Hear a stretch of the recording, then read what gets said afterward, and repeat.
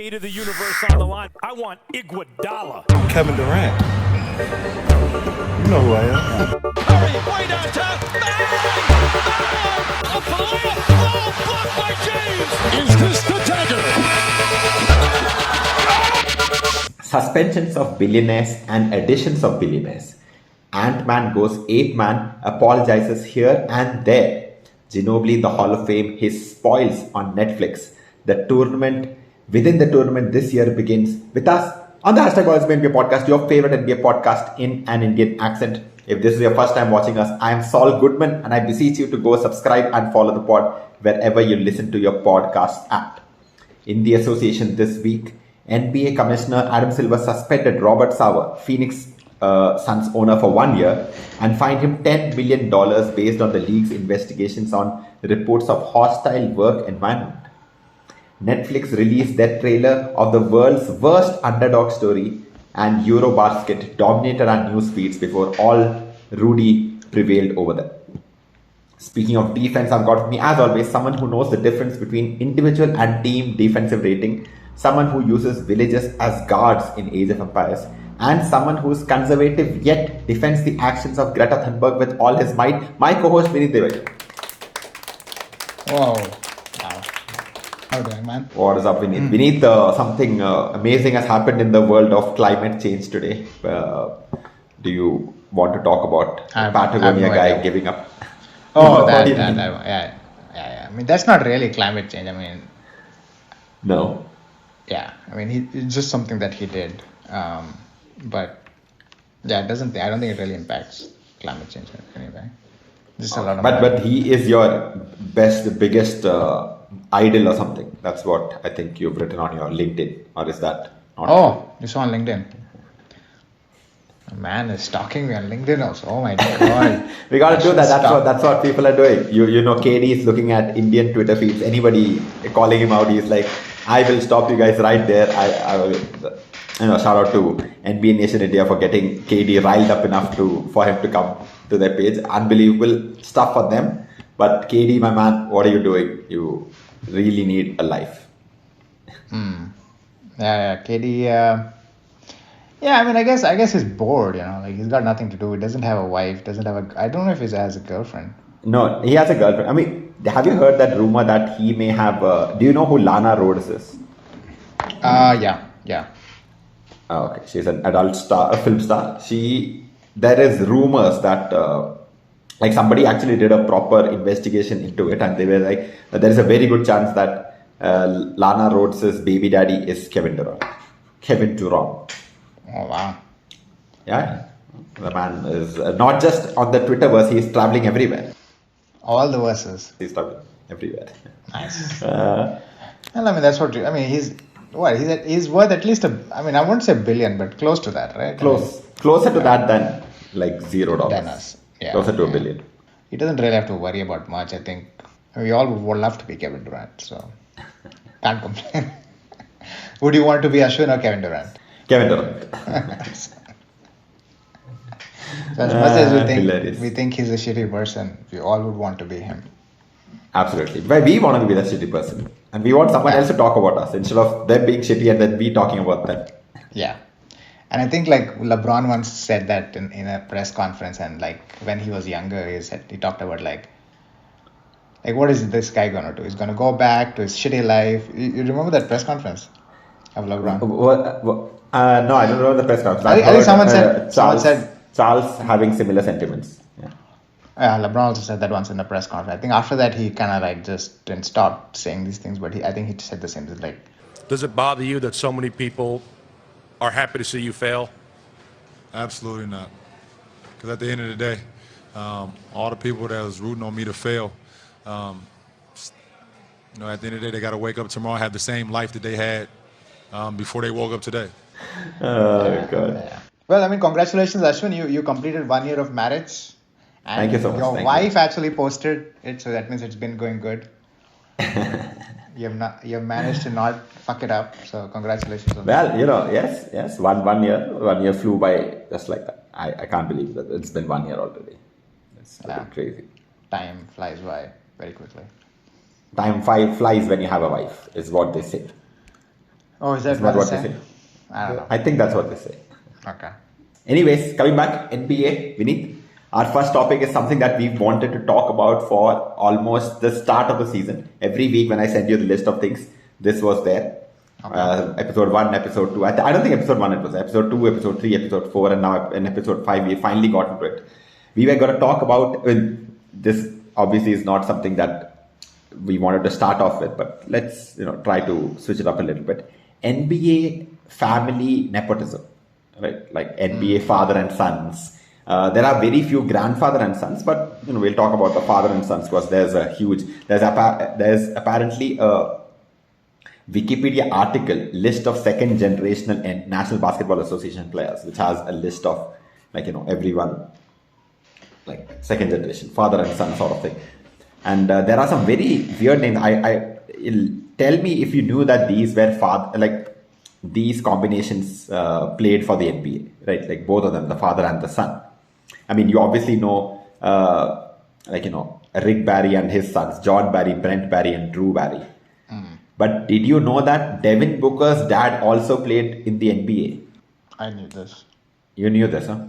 Okay. Melvin Booker. He also apparently played against Kobe and Kevin Garnett. And Devin Booker has also played against Kobe and Kevin Garnett. So I had no idea that Booker's dad played. I mean, when I was doing my research for like these, 3 amazing facts about players, Devin Booker was also on the list to like make a video of, but I didn't do it. I mean, there were like another like 10, Not 15 enough. players, that we had like created content for, but I just never recorded the video. Oh, Devin okay, Booker okay. had this, Okay, all right. That, obviously Kobe and his father, Joe Jellybean Bryant. Did you know Nick Claxton? You know Nick Claxton, right? The pick and roll guy for Brooklyn Nets. His dad is also an NBA player, ex-NBA player. Charles Claxton. Jay Crowder, Bhavjot's favorite player, Jay Crowder's father is also an NBA player. Oh, really? I don't know this now. Corey Crowder. Del Curry, of course, one of the famous ones. Steph and Set. Then there is Mike Dunleavy Jr., I think we knew that. Patrick Ewing's son, I don't think he played much. Darius Garland, our Cleveland superstar. His dad, Winston Garland, was also an NBA player. Yeah, that I know. He played for the Milwaukee Bucks. Of course, we know Jeremy Grant. Jeremy Grant. Not his father, his uncle. Horace Grant, the famous Chicago Oh, Bull. Horace Grant. Oh, really? Okay. Cool. What, you did not know that? I don't know. Oh, wow, that's strange. That's a very well-known fact, actually. Jeremy Grant's brother had come to India during that NBA India games. He was playing for the Pacers back then. Okay. And Horace Grant, of course. You know Horace Grant. Yeah. Legend for Orlando Magic and sort of legend for the Chicago Bulls as well. We have Tim Hardaway Jr. and his father who was on the pod, Tim Hardaway Sr. Al Horford's dad was also an NBA player. Wow. Oh, that I knew. Also Bucks. What is this Bucks? Jaren Jackson Jr., his father, Kevin Love's father. Jesus Christ, Kevin Love's father. Kevin Love's father, huh? Yeah. Anyway, when there are a lot of fathers, you can go to, there's a lot of names. My point was that we need to, what do you think, I know the majority of them are not father-son combinations, but what leg ups do you think an NBA player has if his father was a thing? Or, sort of in any sport, I'm sure there is some advantage to having a father who's gone through the struggles and probably Actually, knows some wait. people. I will ask you. No. I will twist the questions. Like, if when you have kids, what attributes do you think your kids are gonna have from you and from Ramya? Oh, damn, that's a complicated question. Like, what do you think? Attributes What do you think? Like, a good combination of Ashwin and Ramya can like. What do you call that? Ceiling. Ceiling for a Ashwin Ramya combination, best traits combination. Damn. I think he'll get probably Ramya's smarts, my height, and my eyebrows. Okay. I don't know. Not my smarts, her smarts. Your eyebrows and height. My eyebrows and height. Okay. So definitely not basketball player then. Why not? What? You're 6'2". 6'2" is good for a guard. No, I'm not 6'2". I mean 6'2" in shoes, but I think that's good enough for being a guard. I'm sure, like every generation, I have a feeling that every generation, gets a little But bit better looking. are gets a people little tall bit in your taller. family in general?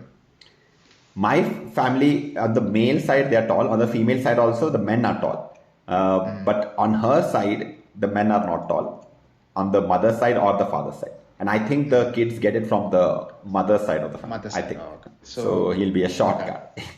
He'll be Not a short short, guy. but He could be a, I mean, he could be a she also. So she could be a short guy.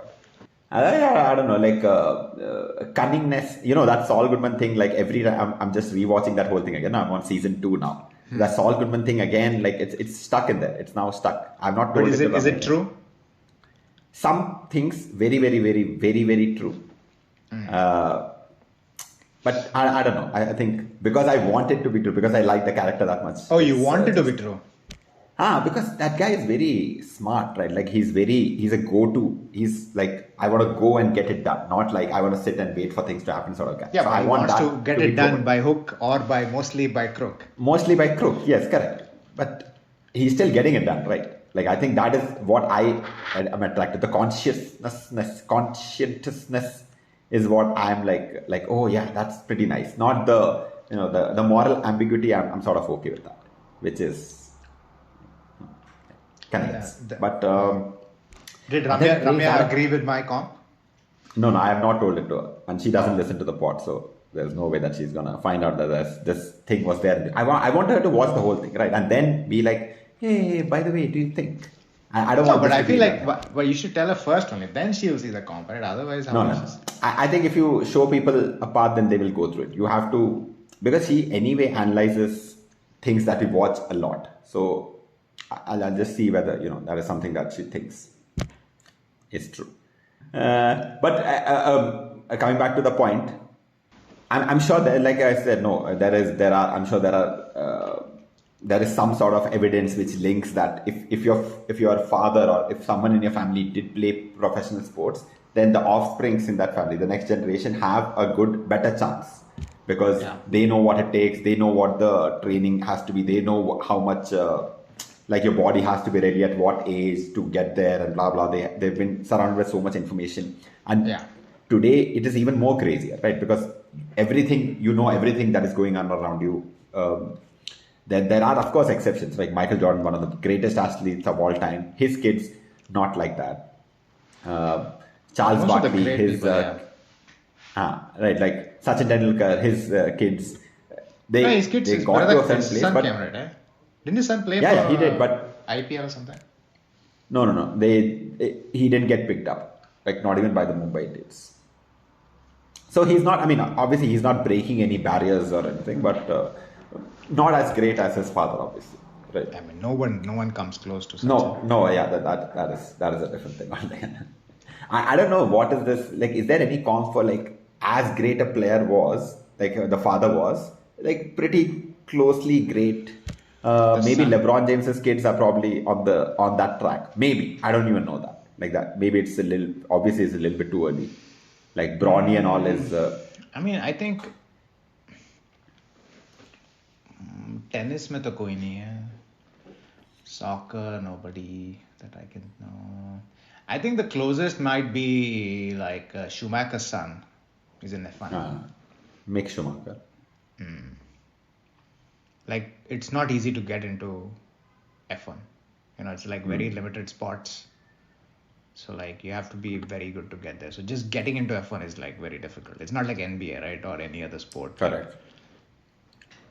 I think soon, like these American people might not think of getting into the NBA as okay. Actually, it's still not easy, right? Like 450 roster spaces are only there. But I'm saying that in the future, because of the influx from Europe, it might be even more difficult for the American. Like the American pool will be like very highly talented people, because the less talented people will get overlooked because of the talent coming in from across the world. South America, you have Europe and all that. As Eurobasket goes on, and Rudy Gobert is probably the biggest star in the Eurobasket right now. This is what no defensive 3 seconds does. He's out, right? Lucas He's out. out. Yeah. I'm saying left. people who are left. See, listen, man. I don't agree on all the hate for Rudy Gobert. I think that he's a very good player. Yeah. Even I don't agree on the hate for Rudy Gobert. Yeah. But the NBA is a different game. Like, it would be a little different if it was that. But they give you money and they tell you don't I stand can't up believe in for like 3 Serbia seconds. got kicked out so quickly. I thought the Serbia would. They got kicked out by some not even that great team. Yeah, not a great team. I think Germany. Italy, right? Italy. Yeah. Italy kicked them out. I mean, I don't know, man. Like, I think our generation has been spoiled by like really good competitive players. Like, I just don't understand getting like kicked out like that. Like, for as great as a player Jokic is, like I just feel like you should be able to like take a team to defeat Italy.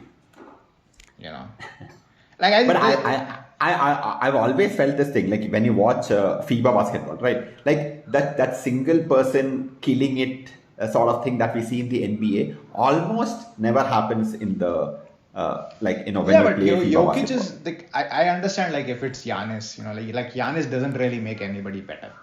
Giannis is Giannis, and then Giannis does Giannis things, right? But like Jokic is A machine. is great because he makes everybody else better, around him. So I feel like it's like Manu, right? Like what makes Manu great is like he himself is not like the best scorer, the best passer, the best defender, but he just does all of this and he makes other people better.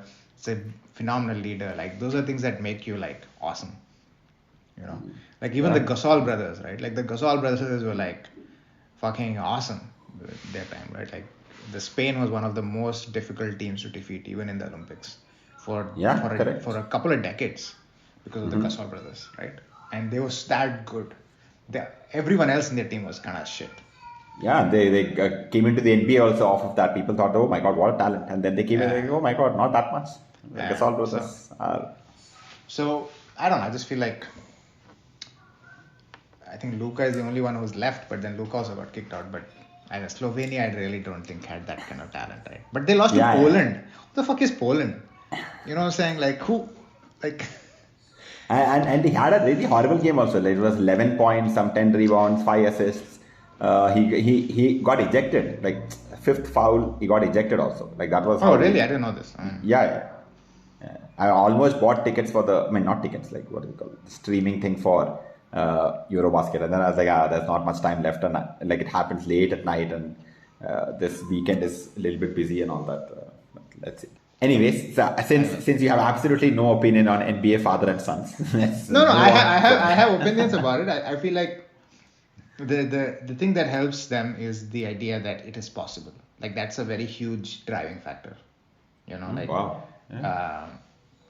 If you ask some random kid in the US, like, hey man, like, do you think you can get an NBA? However talented he is, maybe be like, I really don't know. But NBA sons, NBA father, if your father is an NBA player, you know that it's possible. You know that your father will guide you. Your father's friends are NBA players. Your father, so it's like that whole dynamic changes. Like you get confidence, you can see yourself. But in the end of the day, it depends on how good you are or bad you are. All of these players that have come in through nepotism, and this is true for anything, even in like Bollywood or something. A lot of people come in through nepotism. Everyone gets a lot of shots with nepotism, but then in the end of the day, it's how good you are or how bad you are that like makes you stick or not stick. So I think that but I think it's not the same with NBA as opposed to like Bollywood or Bollywood. It's not the same. I was gonna say that. Yeah, because you don't get shots. Like you're either in or you're out. So there is a sense of like structure to get into the NBA if your father's in the NBA, and I think the most important part is genetics. Like if your father was Bill Walton, you're going to be at least 6'8". You're like 6'5" at least.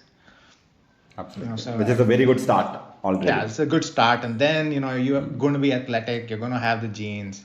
So then you see your dad. And then people will put you in the team so that they can talk to your dad. Like, hey sir, Bill Walton, how do you feel being the least deserving in the NBA top 75? It's like, fuck you. Why do you hate Bill Walton so much? I don't hate Bill Walton, but he had like 2 good years. That's it, and he's in the 4 good years. 2 good years in Portland and 1 good year in Celtics. That's it. Or Anyways. maybe one more good year, which doesn't count. But sixth man of the year, I don't know. It's a Derrick Rose, like if he had won the ring before he got injured, sort of story. Yeah. Anyways, yeah, like you were saying that they probably get a leg up, probably know the right people to talk to, or if your dad is a legend like Bill Walton is, or But it's also like Kobe genetics. I is. feel like genetics is also a huge part of it. Like there are not that many like 7-footers in the world, or there are not that many Correct. 6'8" guys in the world. So like Correct. the pickings are not that much. Like obviously LeBron's sons are going to be as tall as LeBron or a little bit shorter than LeBron, as athletic as LeBron, maybe less athletic, more athletic, but he's going to be in that range. So anybody in that range can play in the NBA. And the guys that did well are who, like Steph, Clay, Kobe, Yeah. Kevin Love. Kobe though out. I think all of them have massed their fathers, right? Like Yeah, whoever they are out, yeah. 100 times better. 100 times better. Easy. I think Steph might be the only person who kind of played like his father, similar like 3-point shooter, similar like height, build, everything, maybe a little shorter also. And just fucking killed it, man. Like he was amazing even in Davidson. Yeah. If you've seen those highlights, amazing. Just like killing people left, right, and center. Isn't there this video of LeBron coming to one of Steph's games in Davidson? And he's like, "Oh, LeBron, you gave my KD, point guard. everybody came. You gave my point guard three hezzies, and Steph is just like, You gonna give my point guard 3 hezzies? You gonna go here, and then here again? I'm like, damn. 3 hezzies? Yeah, he's like, I'll give you some 3 hezzies very soon. I'll take your rings away also. Oh God, Steph, man. Steph's the man. Classic Steph. Classic Hey, Steph. okay, man. Like I saw the most ridiculous thing, and I felt a little emotional also because Kobe was there in that, and I just started missing Kobe once again. I saw the Redeem Team documentary on Netflix. I mean What a waste of time. What is that thing called? I didn't even watch. How can they make a documentary about a Redeem Team? I can't They're believe making it, documentaries about everything. Like I'm stopped watching documentaries now. Netflix is just like trying to suck us in with this shit. See, I'm sure there will be good footage and all that, but don't try to tell me that people expected this team will have it tough. Kobe, Carmelo Anthony, LeBron James, that was peak LeBron James. And there is like who do you need? Tayshaun Prince is there, Dwayne Wade is there, Jason Kidd Paul? is there, Chris Paul is there. Like, are you kidding me when you're like this? Nobody expected this team to win. What? What are you talking about? They should have made one on the Argentinian team in 2004 being like, this is an underdog story. Yeah. Yes, all right. Now you're talking. That team, they beat the USA. We had Tim Duncan, young LeBron James, like rookie LeBron James, rookie Carmelo Anthony, Lamar Odom, Jason Kidd, Allen Iverson, Stephon Marbury. Are you kidding me? How can you do that team? That is the documentary to be made. Instead, you're like, fuck, Kobe goes in first day and he's like, I will only do the defense. Do you know how amazing a team would be? Kobe's like, don't give me the ball. I will not shoot. I will play defense. Do you know how amazing that team would be? And people are like, oh, this is highly unexpected. How did they win all these games by such big margins? This is ridiculous. What? No. But I saw that, and I'll watch it only because like, I can't get enough of Kobe clips. And that too, the unselfish test. Yeah. Still. I Still a Kobe fan. It doesn't come into your head, but when you see his face, then you're like, oh shit, he's passed away so young, and like so many stories we could have heard, and he would have definitely made some 2-3 documentaries about Mamba mentality and how I saved the Lakers and how I passed the ball to Shaq at the right time. And he would have done all those things. It would have been amazing to watch those things, but such is life. But I got really emotional watching that. Every time they showed Kobe, I was like, oh shit, Kobe. And they're all going to be like, Kobe did this, Kobe did that, and all. Kobe said, I will not shoot the ball in the finals. The best example of like the amount of like media distortion Kobe has created is like, there was some video recently of Charles Barkley giving a speech, but the topic of the video was Charles Barkley tears up thinking about Kobe Bryant. First of all, when I saw that, I thought that is bullshit. Charles Barkley is not tearing up thinking about Kobe Bryant. I said, fuck it, let me watch it. Let me So watch. I forwarded it a little bit, and the entire thing, right? He didn't even say the word Kobe Bryant. Okay. Well, but Nothing. was it implied that it was Kobe Bryant? Was it No, anything about Kobe Bryant? nothing about Kobe Bryant. That's it. Just like they know that if they put Kobe Bryant in the title, people will click. Oh, well. That's what we should do then. All episodes are now just about Kobe Bryant. No, I mean, we can experiment. I'm telling you, it'll work. Anyway, what we're talking about the Redeemed documentary. I think we can't talk about that team without talking about Manu Ginobili. He's the reason that became the Redeemed team. Otherwise, it would have been like, yes, this is the 2008 Olympics team, just another US team. Yeah. Manu Ginobili, recently inducted into the Hall of Fame. What a great guy! What a legend of the game. Once he left the sport, you never heard anything about him till today. And this is, I think, probably the way for a lot of these Spurs legends. Like, you'll not hear of them till someone calls them to the stage to give them an award and all that, right? We haven't heard about Tim Duncan since then. They have lives outside. They have friends. They hang out with. They're not fucking alone. Like If Michael that Jordan. makes you happy, I am okay with that. If that makes you happy. No, that But, is true. A lot of people, like even Charles Barkley says, like there's no one as lonely as Michael Jordan. Because like he just doesn't know how to make friends, and the people that are around him are usually just like people who want to be around Michael Jordan. Yeah. Like they just don't have friends. I'm sure, but they have a lot of money and fanfare. Maybe I don't know. Like I'm sure they like Ginobili looks like someone who's happy.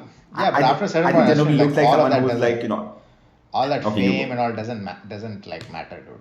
It just doesn't matter. Like you'll see a lot of famous rich people just like fucking miserable. No idea. But I'm saying that like if you're someone who chose to go to San Antonio and never wanted to get traded from there, you probably are someone who is very happy with what you have. You would probably go back to your Argentinian house, chill there, look at the views, oh wow, what a beautiful place, blah blah blah blah blah, and you're happy with that. And that's the kind of It's person. not. that I you don't are. think you're. I think that's just like that is your beer biceps mentality, right? Which I've been introduced to recently by Bavjot. Oh, recently. Yeah, Wow, I'd that's crazy. not heard of him. You did before. not. Oh, okay. Wow.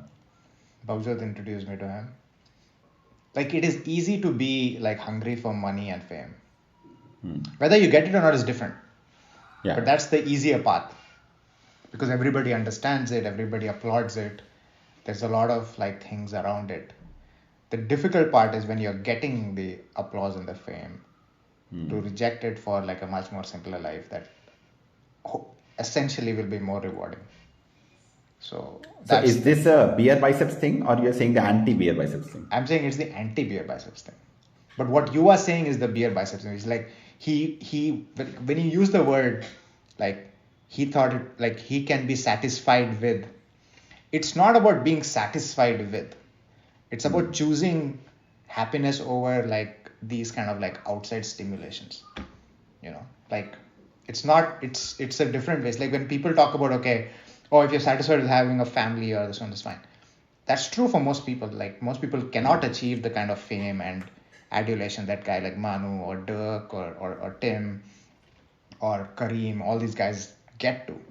But then when you reach that point to have the understanding that this is not what is going to make me happy, and to like take steps to actually cut it down and get to a stage where like happiness becomes like forefront is really difficult, because you're used to like people saying you're amazing, you're like the best, and so I think that for people that reach that stage where like they have everything, they could have gotten everything, and they sacrifice it for something greater, is much more difficult than saying that person will be satisfied with it. He's not satisfied with it. He just knows this is better, and it's much more difficult to do. If that makes sense. Yeah, go. Like a guy like Manu Ginobili could have gone and become the best player in any team in the NBA. After the 2005 championship, he was fucking awesome in the finals. Right? He could have gone. But it's not like he was satisfied with being number 2, number 3, whatever. He didn't but he knew that this is where he can have winning championships every year, play the way he wants to play. He knows that to sacrifice for the team will make him more happy. Just going to another team and sort of, I don't know, I felt like there is a certain amount of negativity put towards people that take a backseat for the betterment of everything. But Right. isn't that sort of okay? So what you're saying is I am putting myself into Manu's things and saying that he's satisfied. As in, if I'm someone who's like, oh, मेरे को fame चाहिए, पैसा चाहिए, लड़की चाहिए, दारू चाहिए, ये सब चाहिए, I'm putting that into Manu's thing and saying that if I had gotten it, I would call what he did as satisfied, taking a back seat sort of thing, like not being ambitious enough. But he knew what he wanted and he pursued that, is what you're saying. Yes. And It is, then easier, he knew it, that- it is easier for him to go behind the girls, the money, the fame. Yes. Than it is Yes. for you today. Correct. It is easier for him to do that. But Yes. it's much more difficult to forego all of that and go behind something that he thinks is the right Even thing. though he saw what was on the other end, he decided to not go there. Yes. He decided that this is what I want because this is what makes me happy. Yeah, that is true. But some people just don't have that. They can't see that, right? Yeah.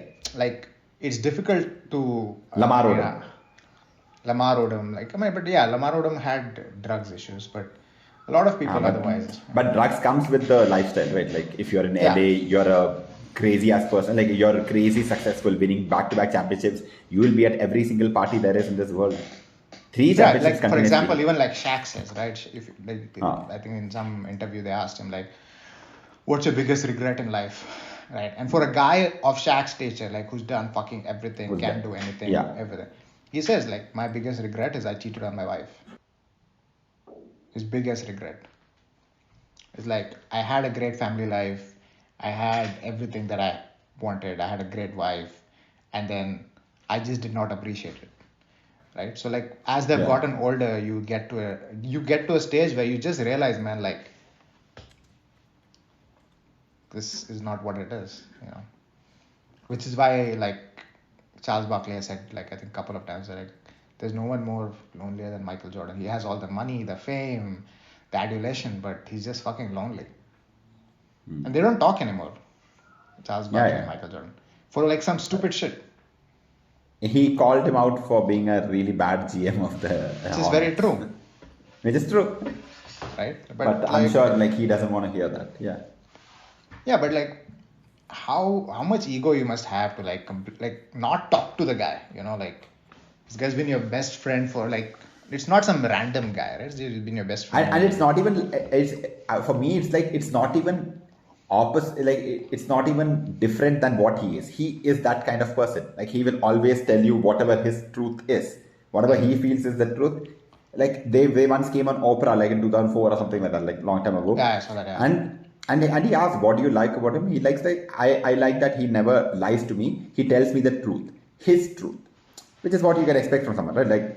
That person will tell you exactly what he feels like. So for that, for him to do what he expects him to do and still get mad at him was something that I never really understood.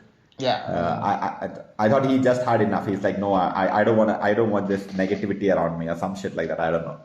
And I think that's the same Michael with Jordan. Kobe also, right? I don't think Kobe really had friends. I don't think Yeah, anyone. I don't think no one really called him as a friend. And yeah, I mean, those are things you. But a lot of people really admire that kind of mentality, and I feel it is good for a certain stage, but it's very destructive in other ways. That's why I like Dirk. Dirk had everything. Dirk was personable, and the thing I don't like about Tim is he's little fucking annoying, arrogant. He's a little arrogant. At least Dirk is nice. He's nice. He has that drive to be very good. And Do you think it's extra nice because he's German? And like Germans are always no, trying to be extra nice because of what happened earlier in life. he's No? he's just a funny guy, like everyone says, he's just cool. And that's why I love Dirk. That's the reason for my love for Dirk. He's like the ideal. I think Bill Russell. Not they're an like asshole. not an asshole, but competitive. Like just because you're competitive doesn't mean you have to be like an asshole and you have to like not have friends and not be personable. That just doesn't like. Yeah, Steph is also in that category. Absolutely. Yeah. You need some like crazy PR's bad stories about Steph because everything is just good. By the way, congratulations, Steph. Obviously, you're listening. Congratulations for almost inking the $1 billion deal with Under Armour. I have never seen Under Armour shoes in my entire life, but I'm sure that there's a selling for you because if they're willing to give you $1 billion, then God bless you. What I don't know this. What did he signed a $1 billion deal? He hasn't signed it. It's almost like LeBron's lifetime deal with Nike, which is rumored to be in that $1 billion deal. Steph is also about to sign. They are finishing it. Robert Sarver, billionaire owner of the Phoenix Suns, gets caught. Gets caught as in like the investigation. They haven't said really that he told was what guilty. the issue is. They haven't really told, which I think is kind of shady. They did say that he had he's Sound called sexual. he's called black people the N word. He's called women really? the I didn't W read word. Yeah. Okay. There's a host of things about it because they don't have a Donald Sterling like tape from which to do this thing. Full proof and all that. And like since without proof they can't just kick out an owner of the NBA team. So they have decided that we will fine him $10 million. Can you believe it? $10 million. Unbelievable. That's not even like 1% of his wealth.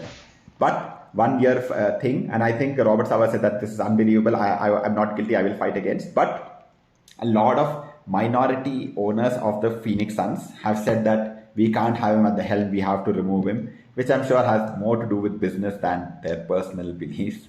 LeBron James has come out in a tweet with no emojis saying that we can't have this. If the league has found him guilty, then they have to take him away. And Chris Paul, point guard of the Phoenix Suns, says that this is not acceptable.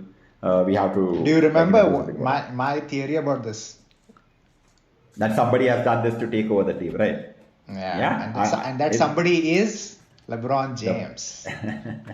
No, I don't know if you remember. I told you like a lot of these things because I think I don't know if you said LeBron James, but I remember that I said LeBron James because hostile takeover.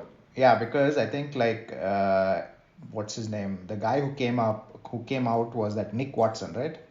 He's the guy who started all of this. Like I think he was repped by LeBron's team. LeBron's rep. LeBron's LeBron used to rep Nick Watson. LeBron's whatever that Rick Paul, whatever his name is. Rich Paul's agency. Clutch Sports. Repped Nick Watson, got him into that coaching position. So like So like suddenly Nick Watson is out, like creating ruckus. This is unbelievable. Like the level of what is it called, sneakiness and this. You should watch Billions, then you'll realize. Have you watched Billions? I love that guy's name. I think it's something Axelrod, but I have only seen like 2-3. Bobby Axelrod. Awesome.